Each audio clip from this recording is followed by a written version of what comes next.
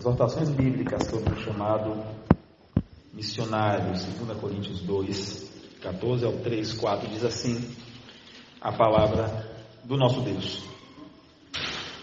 Graças, porém, a Deus que em Cristo sempre nos conduz em triunfo e por meio de nós manifesta em todo lugar a fragrância do seu conhecimento. Porque nós somos para com Deus o bom perfume de Cristo, tanto nos que são salvos como nos que se perdem. Para com estes, cheiro de morte para a morte, para com aqueles, aroma de vida para a vida. Quem, porém, é suficiente para essas coisas? Porque nós não estamos, como tantos outros, mercadejando a palavra de Deus. Antes, em Cristo é que falamos na presença de Deus, com sinceridade e da parte do próprio Deus. Começamos, porventura, outra vez a recomendar-nos a nós mesmos? Ou temos necessidade, como alguns, de cartas de recomendação para vós outros ou de vós? Vós sois a nossa carta, escrita em nosso coração, conhecida e lida por todos os homens, estando já manifestos como cartas de Cristo, produzida pelo nosso ministério. Obrigado, amado. É escrita não com tinta, mas pelo Espírito de Deus, do Deus vivente, não em tábuas de pedra, mas em tábuas de carne, isto é, dos corações. E é por intermédio de Cristo que temos tal confiança em Deus. Amém. Graças a Deus pela sua bendita palavra. Meus amados irmãos, eu já mencionei aqui na igreja, pelo menos umas 2 vezes, eu não tenho certeza quantas vezes, mas de uma frase que eu gosto muito, do reverendo Charles Spurgeon, que ele diz que todo cristão, ou ele é um missionário, ou ele é um impostor. Todo cristão, ou ele é um missionário, ou ele é um impostor. Eu gosto muito dessa frase, que é uma frase que ela vai de encontro, muitas vezes, com algum pensamento, de repente até cultural, ou até por costume, de que a igreja deve ter alguns missionários, deve estabelecer pessoas específicas com vocações para as missões, para o evangelismo, para ser um missionário, como se Deus chamasse alguém especificamente para ser missionário, quando que na verdade o ato da conversão não é um ato egoísta, não é Deus lhe chamou, transformou o seu ser, o Espírito Santo dele habita agora em você e pronto, você não tem mais compromisso nenhum com nada nem com ninguém. Não é dessa forma. Na nossa conversão, nós já recebemos do Senhor a vocação, o chamamento para sermos dispenseiros de Deus, para sermos agentes do reino, da propagação do Evangelho. Nós recebemos do Senhor, antes da sua ascensão aos céus, que é chamada de a grande vocação: ide por todo mundo, vocês todos, e pregai o Evangelho para toda a criatura. Sejam indo e sempre evangelizando e pregando. Então não é um chamamento à parte. Eu estou sentindo no coração que Deus me chamou para ser um missionário. Todo crente, se de fato ele é crente convertido no Senhor, ele sabe que ele recebeu já do Senhor um chamamento para ser missionário. Então ele já entende isso. Então é por isso que a gente precisa desmistificar que a igreja deva ter um ou outro missionário, um ou outro agente missionário, mas que todos na igreja devam ser agentes missionários, né? E existe também um outro paradigma que nós, em especial os reformados, nós precisamos nos atentar para que não venhamos a incorrer num erro daqueles que foram chamados por seus críticos de hipercalvinistas, que na verdade é um grupo que nunca teve uma uma iluminação, assim, uma ascensão, um destaque muito grande, mas existia um conjunto, uma linha de raciocínio que era tida por: se Deus já chamou, já elegeu, já predestinou, então eu não preciso evangelizar, eu não preciso anunciar. O que de fato não tem nada de bíblico nisso, nada, é um ledo engano. Quer dizer, então eu não preciso anunciar pelo fato de Deus dele ter os seus eleitos. Mas como crerão se não forem aqueles enviados? Como virão se não houver quem pregue? Nós temos que entender que esta responsabilidade é nossa e precisamos abraçá-la e viver essa responsabilidade, entendendo que, se de fato Deus chamou, quando a gente estiver anunciando, pregando, falando o Evangelho, o Senhor mesmo vai tocar naquele coraçãozinho, naquele coração de pedra, e vai transformar. Mas quando a pessoa não é eleita, não é chamada, pode ter o ato missionário evangelístico que for, aquele coração vai dizer só tá certo, tá bom, ou até ter uma resistência, como alguns têm com o Evangelho, né? Olhando para essa carta aqui, irmãos, a segunda carta aqui que Paulo escreveu aos Coríntios, antes de adentrar no assunto, no tema, baseado no texto que nós lemos, de 2,14 até o 3, versículo 4, preciso dizer que essa carta aqui tinha 3 propósitos principais que o apóstolo Paulo escreveu a carta lá no ano 55 aproximadamente depois de Cristo, para os irmãos ali em Corinto. O primeiro propósito, relatado aqui no capítulo 1 até o capítulo 7, Paulo vem sempre testificando ou enfatizando o seu chamamento missionário. Ele vem dando algumas características, ele vem falando alguns aspectos de algumas situações também que ele enfrentou como missionário. Então o apóstolo Paulo, nessa segunda epístola, de maneira geral, ele já começa apresentando que este é o primeiro assunto. O segundo assunto, que é um assunto também que é muito importante, Paulo puxa a orelha dos irmãos em Corinto, para que eles continuem e voltem a ajudar com ofertas, com assistencialismo mesmo, aos irmãos ali, os cristãos em Jerusalém. Isso está nos capítulos 8 e 9. Paulo vai exortar que a igreja mantenha a sua caridade àqueles irmãos crentes ali em Jerusalém. E na parte final do capítulo 10 até o capítulo 13, é o terceiro motivo da carta. Aí sim, Paulo faz a exortação para uma igreja do ponto de vista mais comportamental, chamando a atenção contra os falsos profetas que estavam ali invadidos, incluídos no rol de membros daquela igreja, ou ali envolvidos com os irmãos de alguma maneira. Então, do capítulo 10 até o capítulo 13, ele vem exortando. Mas, como eu disse, o primeiro motivo, a primeira parte que essa carta é dividida, e olhando então esse texto que nós lemos, é onde Paulo vem falar, testificar e trazer algumas características do seu ministério como missionário. E nós temos muito que aprender, irmãos, com o apóstolo Paulo. Nós temos muito o que olhar para as suas cartas, desde a sua conversão, os motivos que levaram a sua perseguição aos cristãos, depois passando pela conversão e depois da mudança que ele teve, a vida que ele teve logo após a sua conversão.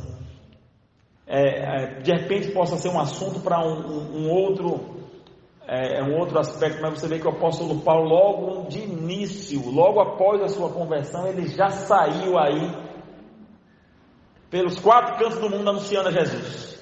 Não foi aquele crente que deixa eu passar aqui deixa eu me adaptar, deixa eu ver o que é que vai ser. O apóstolo Paulo é um grande exemplo de um crente abnegado, desprendido, e que foi o maior missionário que teve aqui pela face da terra. Mas olhando para esse texto, o título que a Sociedade Bíblica do Brasil dá, no capítulo 2, versículo 14, está aqui chamando: A Vitória de Cristo no ministério apostólico. E no capítulo 3, que nós lemos apenas os 4 primeiros versículos, tem como título aqui, só para a gente ter um parâmetro, a excelência do ministério da nova aliança. Então você vê que o ministério dele, o chamamento dele é o ponto central nessas duas perícopes, nessas duas partes desse texto.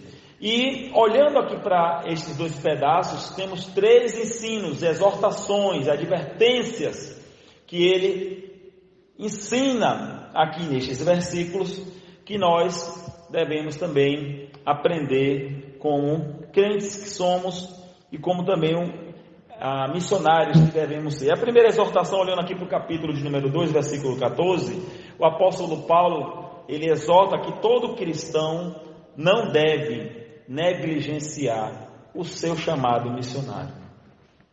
Olhando aqui para o versículo 14, lendo novamente, diz assim: graças, porém, a Deus, que em Cristo sempre nos conduz em triunfo, ou seja, em vitória, e por meio de nós manifesta em todo lugar a fragrância.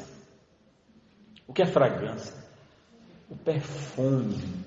De quê? Do seu conhecimento, do conhecimento que temos a respeito de Cristo. Então, primeiramente, ele está dizendo que todo cristão, nenhum cristão deve negligenciar o seu chamado. E olhando para esse fator de não negligenciar, nós vemos 3 marcas deste chamado que não deve ser negligenciado. Primeiro, olhe novamente aqui: graças, porém, a Deus, que em Cristo sempre nos conduz em triunfo, e por meio de nós manifesta em todo lugar.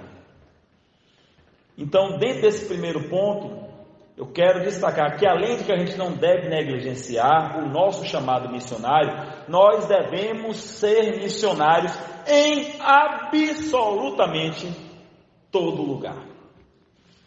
Meus irmãos, se a gente quiser fazer uma separação entre igreja, entre a nossa vida espiritual, entre a nossa vida cristã e o que quer que seja, nós já perdemos o caráter de um verdadeiro cristão. Um verdadeiro cristão, ele não tem que ser cristão em alguma área da sua vida e na outra área ele é um profissional. Ele não deve ser um cristão na igreja e na área acadêmica ele está estudando no ensino médio, no ensino fundamental, ou está cursando direito, odonto, medicina, o que quer que seja. Não, aqui eu não falo de Cristo não falo de Deus não, porque eu tenho vergonha. Aqui eu não devo falar de Jesus não, porque eu acho que ele tem nada a ver. Dentre aqui os amigos, aí de repente tocaram no assunto sobre as suas verdades absolutas, e as pessoas costumam afirmar hoje em dia com a boca cheia de falsos conhecedores de filosofia, de que não existem verdades absolutas. Eu falei, se é verdade essa sua afirmação, essa sua própria afirmação era inexistente. Já que não existe verdade absoluta, a sua afirmação, não é assim? Até pegando por esse aspecto até gramatical, lógico, né? É um raciocínio lógico. E acho que eu compartilhei também aqui com os irmãos, em uma ocasião que eu também estava conversando com um grupo de pessoas, um grupo de conhecidos, de amigos e tal, e que começou a se discutir sobre verdade, de que não existem verdades absolutas, e que cada um tem sua verdade, e que a sua verdade deve ser respeitada, ainda que a minha verdade possa divergir da sua verdade, eu devo respeitar que cada um tem a sua verdade. Aí eu, no meio daquele grupo que devia ter umas 40 pessoas, eu interrompi e falei assim: olha, me permita acrescentar aqui que essa afirmação de que todos têm suas verdades, então a partir deste princípio, se para você uma verdade é uma coisa e se para mim for diferente, então aquela sua verdade para mim é mentira, ela deixou de ser verdade. Se uma coisa é verdade, ela não pode ser mentira em ocasião alguma. Para mim, aí o pessoal assim, começou a me olhar assim, vindo aquele magricelo feio sem graça pedindo a oportunidade, já chegando de voadora desse jeito. Aí eu falei, para mim, meus irmãos, o meu parâmetro que eu aprendi é que a verdade não é um conceito, a verdade não é um pensamento, a verdade não é negociável. A gente aprende na palavra de Deus que a verdade é uma pessoa. Quem foi que disse eu sou a verdade? Então a verdade não é cada um tem a sua. A verdade é Jesus. Qualquer coisa fora dele não é verdade. Somente nele é verdade. Então, meus irmãos, se Cristo de fato é a verdade da sua vida, você não vai deixar em algum momento de fazer essa verdade ser verdade nos ambientes onde você estiver. Por isso que o apóstolo Paulo aqui destaca dizendo essas palavras. Mas em todo lugar. Mas só esse versículo 14, ele já tem esses 3 aspectos desse chamamento que não deve ser negligenciado, né? Além disso, ele também fala aqui que o Senhor sempre nos conduz em triunfo.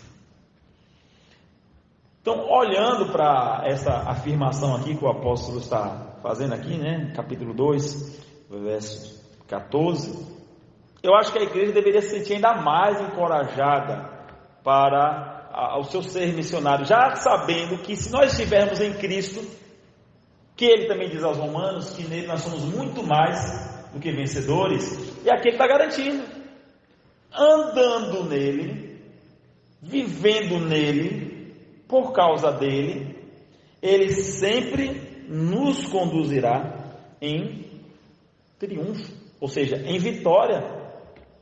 Não há o que temer.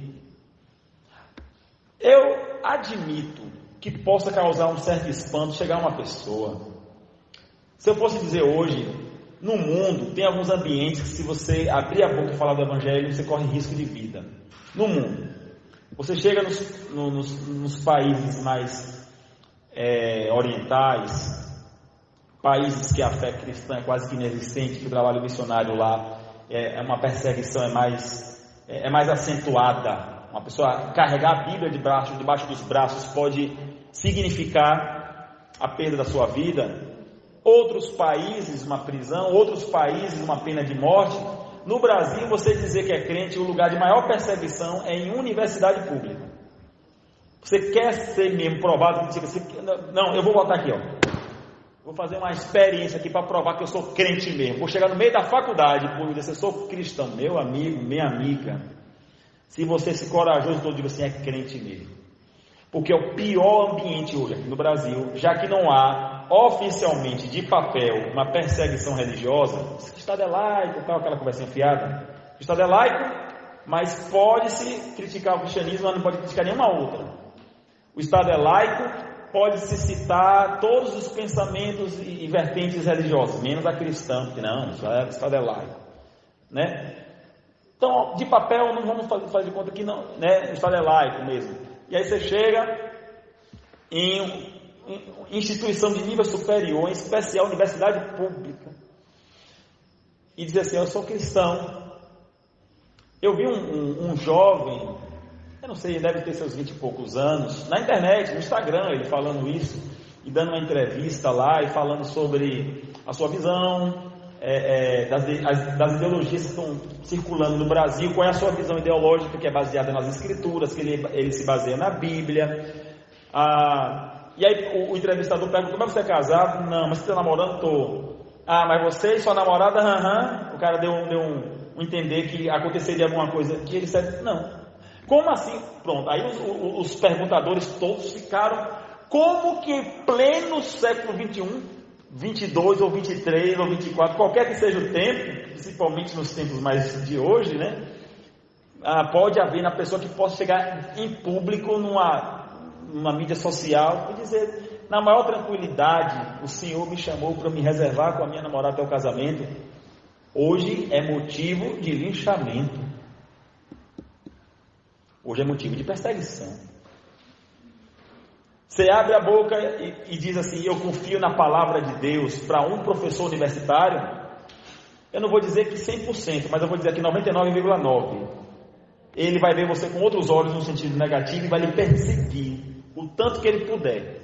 Todos os amigos que eu tenho, conhecidos que eu tenho, que estudam em universidades públicas, em especial cursos de humanas.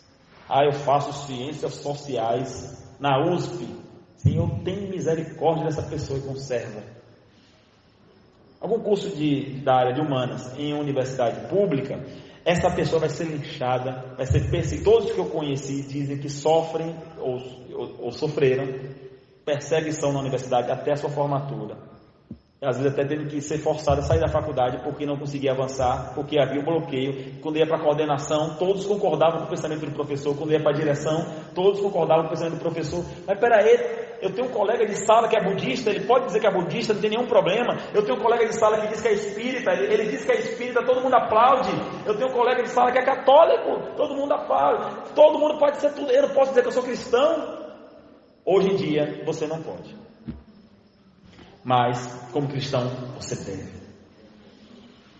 E aí, o que é que você deve ser e fazer? Agora, olhando para o versículo 15, o versículo 15 responde o que é que você deve ser e o que é que você deve fazer. O que é que diz o versículo 15? Porque nós somos para com Deus o quê? O bom perfume de Cristo. Então, veja que nós cristãos somos o quê? É mais do que Jequiti, meus irmãos. É mais que Boticário, mais que Natura. Nós somos o bom perfume de Cristo. O que é que temos exalado quando nós estamos nos ambientes onde nós andamos? Se eu vou na rua, se eu vou na feira, se eu vou no trabalho, se eu estou no meu ambiente, nós temos somado, feito atos em que as pessoas possam olhar, essa pessoa exala Cristo. Ou você é aquele crente que na igreja é nota 10 em fé, nota 10 em cristianismo, da porta da igreja para fora parece que você não conhece mais nada disso aqui, parece que não existe mais isso aqui na sua vida, em nenhuma área, nenhum aspecto. Meus irmãos, ser o bom perfume, se o perfume é bom, ele é bom o tempo todo. Você não vai dizer assim, rapaz, o meu Ferrari venceu. Eu não sei nem qual é o nome de perfume rico, porque assim, eu sei que tem uns perfumes que custam R$700, R$800, né? Não sei o que lá, Black. Eu também nem sei esses nomes. Aí é um patamar dos amados, aqui não é o meu, sabe? O meu é Axe, Rastro, aquele sprayzinho tal de mercado, tranquilo. Tirando as bênçãos que eu ganho de presente, o resto é só esse perfume. É o tempo de vocês, Rastro, Avanço. Com avanço. Agora, esses. Isso. Como é que é? Alfazema Suíça, aquele livro bonitinho assim, da minha vovó, isso. Aí, esses perfumes, você admite que com o passar do tempo, depois você usa assim, você não fica muito gatinho, não. Fica não. Aí vence, né? Mas quando é um bom perfume, não vence. Fica pegando na roupa, né? Você passou o perfume, pegou na cartinha que escreveu para amor recebe a cartinha. Não é tempo de vocês não, esse tempo, né? Pega a cartinha, amor recebe, sente o cheiro do perfume. Eu lembro. Vocês são desse tempo? Eu sou desse tempo, meus irmãos.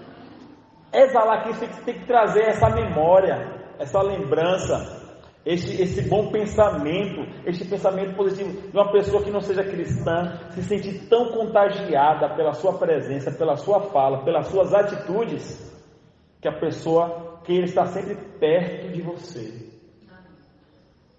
Veja que é isso, simples, nós estamos aqui só examinando ainda 2 versículos. Então nessa primeira exortação, ninguém deve negligenciar, e tem que ser em todo canto.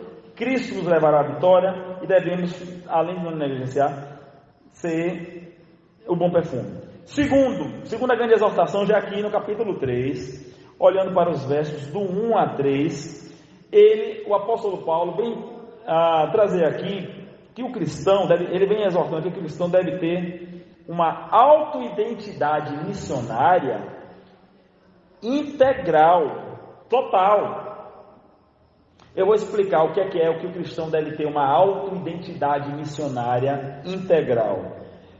Ele vai dizer aqui 3 formas, 3 maneiras em que você deve ser para que você seja integralmente. Não aquela coisa, como eu disse, existe um pensamento na igreja que algumas pessoas devem ser missionários, ou até que todo mundo sabe e entende que todo mundo deve ser missionário, mas eu devo ser em algumas ocasiões e nas outras não. Veja que ele vai exortar aqui, dizendo como deve ser, olhando para o capítulo 3, novamente, do 1 ao 3, né? Começamos, porventura, outra vez a recomendar-nos a nós mesmos, ou temos necessidade, como alguns, de cartas de recomendação para vós outros ou de vós?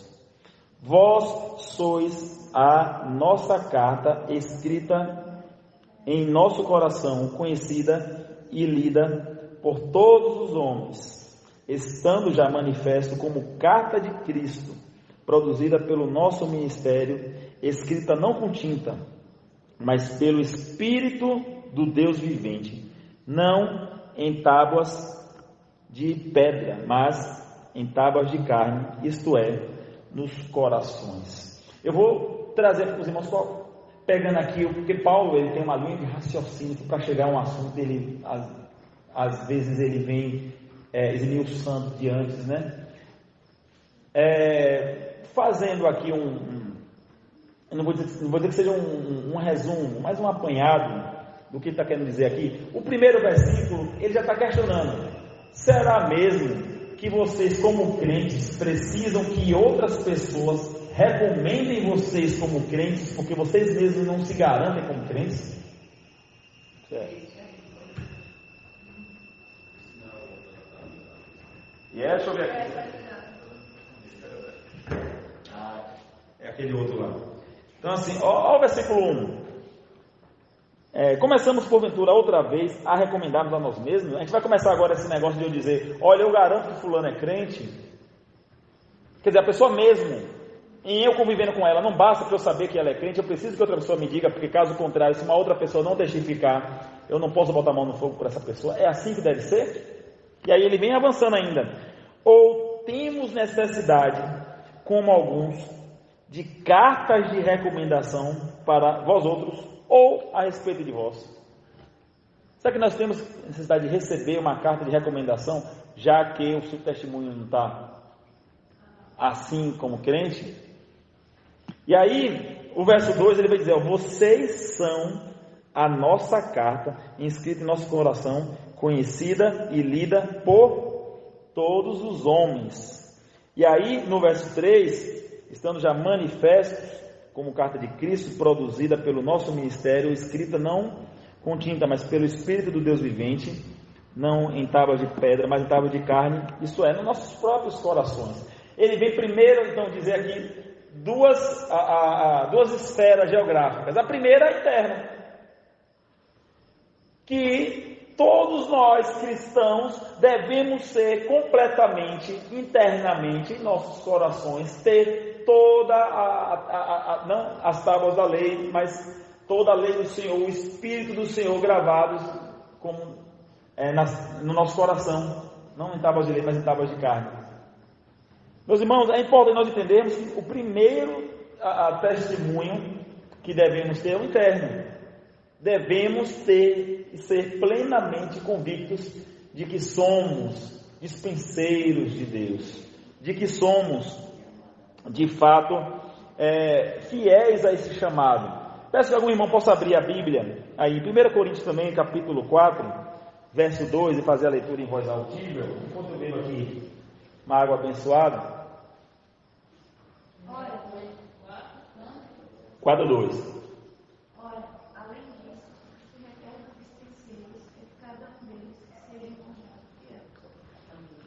Olha que Deus está dizendo, que maravilha! O que se requer dos dispenseiros é que cada um seja encontrado fiel. Pronto, o que Deus quer é que você se mantenha fiel ao Senhor. Guardar. O que é fidelidade? Fidelidade é integridade. Eu não posso ser meio fiel. Olha, estou sendo quase fiel. Existe uma pessoa quase fiel? Existe um marido quase fiel à esposa? Ou existe uma esposa, eu sou metade fiel, viu, amor? Existe? Qualquer parte que não seja da completude não é mais a completude. Então, o primeiro testemunho, ele está dizendo aqui, é que, primeiramente, eu devo ter plenamente essas marcas de um verdadeiro dispenseiro. E o segundo testemunho, já que o primeiro testemunho é interno, aí voltando aqui para o capítulo 3, versículo 2, o segundo testemunho é externo, é exterior. Quando ele diz aqui, vocês são carta lida por todos os homens. Meus irmãos, não tem como uma pessoa ser de fato um genuíno cristão e ser um causador de escândalos do seu ponto de vista externo. Não tem como. Todo cristão, ele deve ser exemplo, dar exemplo e dar testemunho. Por quê? Porque todos nós, como agentes dispenseiros, como nós lemos, nós estamos sendo lidos pelas pessoas ao nosso derredor. E aí eu não lembro qual foi o teólogo que disse, ou o pastor, que deve ter falado, que falou assim, eu não lembro quem foi, que nós somos a Bíblia que o mundo está lendo. E qual é a leitura que o mundo está fazendo a seu respeito? De um vizinho um confuseiro, chato, uma vizinha que não ajuda, de um colega de classe que não apoia, um colega de trabalho que não vive, um esposo, uma esposa que é impaciente, que é intolerante com o marido, ou o marido com a esposa com o marido ou com os filhos, ou que às vezes a pessoa tem mais paciência com os de fora do que com os da casa, mais amor, mais atenção. Assim, o que é que você está deixando claro das pessoas que estão ao seu redor? Então, o primeiro testemunho é de ordem interna. Nós temos que evidenciar totalmente, completamente o nosso chamado do Senhor. E o segundo, não tem como esse não ser evidenciado externamente. Se externamente você tem sido pedra de tropeço, aí o Senhor Jesus nos exorta, né? Olha, em se aproximando do final dos tempos, né? Sei que haverão escândalos, mas ai de por quem vier os escândalos. Melhor seria o quê? O que a Bíblia nos diz? Se ele amarrasse uma corda, né, no pescoço, uma pedra aí, se atirasse no mar. Então, sem um testemunho também exterior, não é.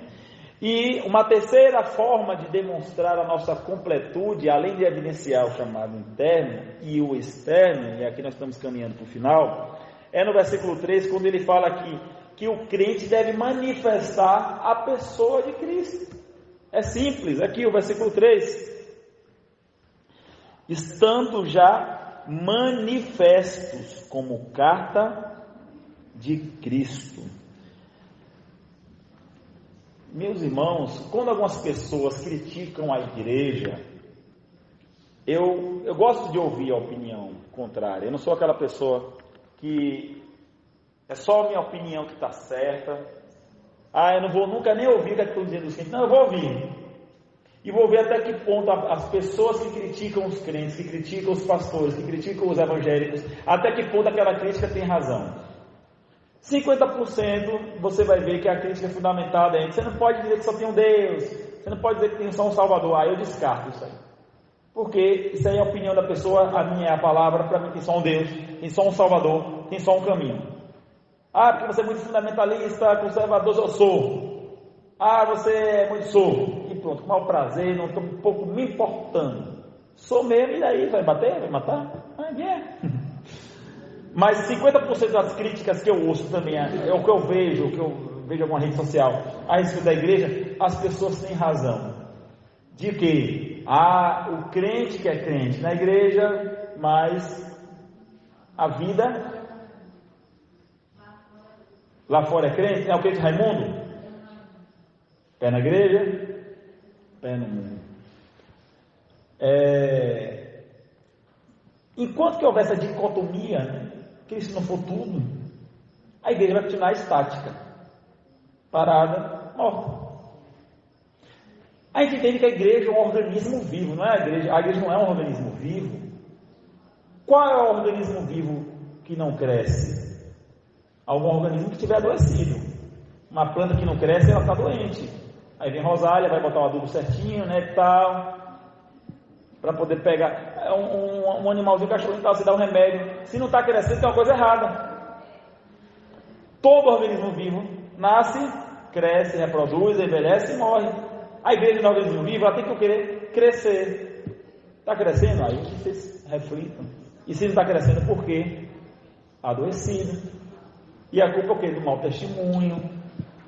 A culpa é dos crentes domingueiros. Domingo eu estou na igreja, segunda eu estou na festa. A culpa é do crente que não é crente na igreja, em casa, não vou dizer nem no mundo. Em casa. Não dá testemunho de crente. Aqui ele deve lembrar que deve evidenciar a pessoa de Cristo. Eu quero encerrar, meus irmãos. Que em todas essas exortações que o apóstolo Paulo fala, chama a atenção para que a gente viva como dispenseiros de Deus, que devemos ser missionários, todos, ninguém escapa, nenhum cristão foi chamado para ser crente, mas sem ser missionário, não existe isso, ninguém escapa desse chamado, mas em tudo isso, que devemos ter a nossa identidade missionária, devemos evidenciar, tanto de maneira interna como de maneira externa, a pessoa de Cristo, mas em tudo isso nós não conseguiremos por nós mesmos, nós não conseguiremos sozinhos, nós não conseguiremos sem a ajuda que vem do próprio Deus. E o apóstolo Paulo vem de fato nos dizer em uma pergunta e no outro aspecto uma afirmação, que nós devemos ter a nossa dependência total em Cristo para que isso assim se suceda. Veja que no capítulo 2, no versículo 16, no finalzinho, ele vem dizer que nós devemos nos manter em Cristo em forma de pergunta, que é aquela pergunta retórica, que é assim, não é perguntando porque ele não sabe a resposta, é perguntando como que afirmando, né? Quem, porém, é suficiente para todas estas coisas? Quem, porventura, se garante sozinho que vai dar conta de dar testemunho por si mesmo? Quem é suficiente? Ele está perguntando se ele tivesse dúvida? Não, ele está perguntando e afirmando. Não tem, ninguém é suficiente. Eu não sou suficiente, você não é suficiente. Nenhum de nós é suficiente. Ninguém pode dizer assim, eu sou plenamente suficiente, eu nem dependo de Deus para que eu possa exalar a Deus. Ai de nós, não for o próprio Deus. Então, primeiramente, ele traz em forma de pergunta, mas você vai ver que depois ele traz em forma de afirmação que nossa dependência deve estar em Cristo. Olhando agora para o capítulo 3, o verso 4, que foi o último versículo que nós lemos.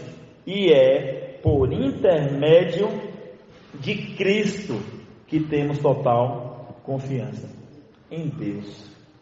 Ou seja, tudo que fazemos em prol, em nome de Deus, da dependência do Senhor, é por causa do intermédio de Cristo. Se não fosse Cristo, a gente não conseguiria.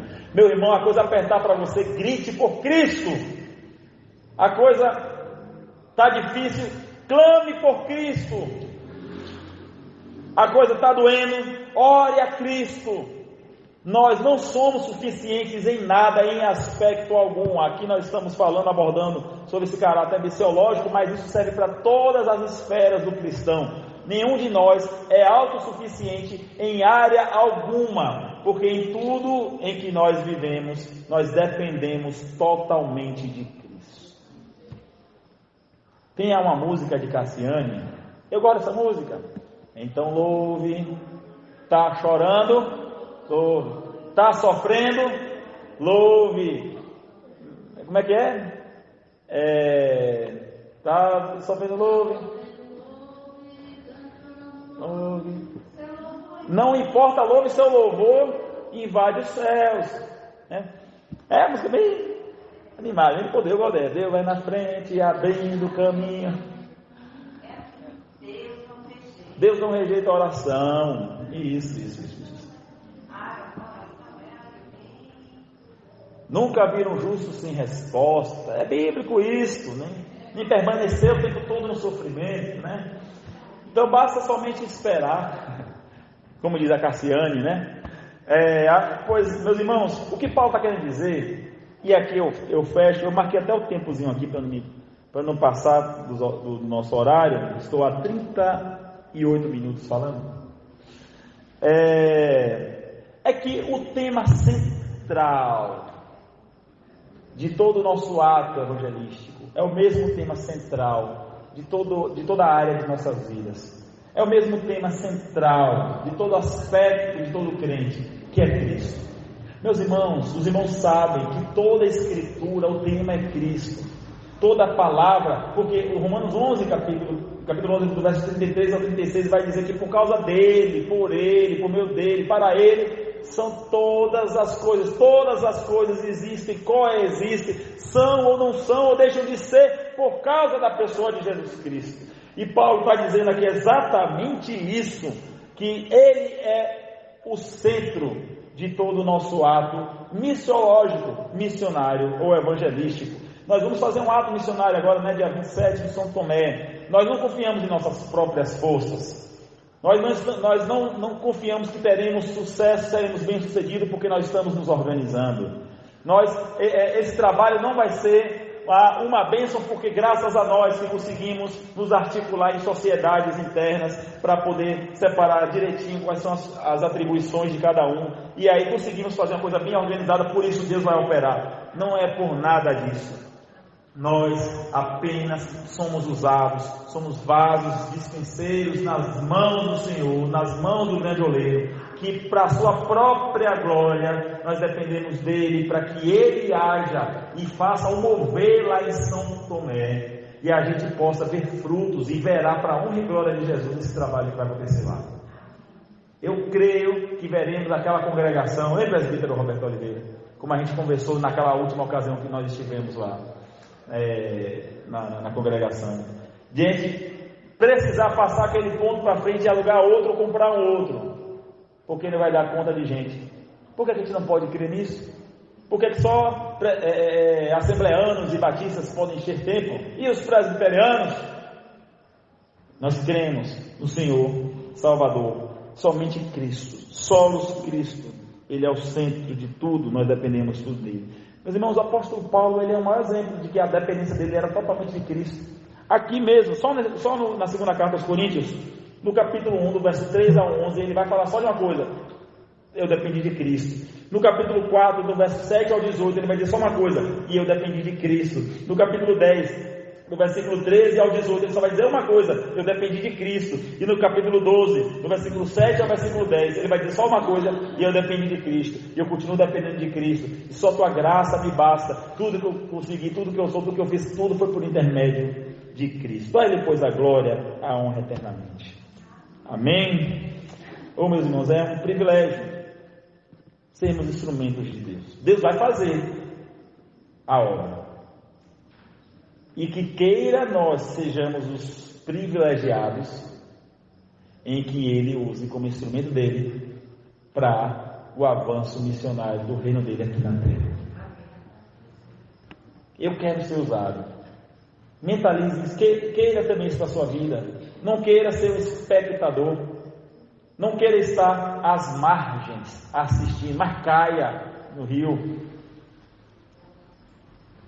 Se ele não souber nadar, o Senhor lhe ajuda. Mas que toda a igreja possa entender e viver este aspecto no caráter e no coração missionário. Amém? Que Deus assim nos abençoe, Cristo Jesus.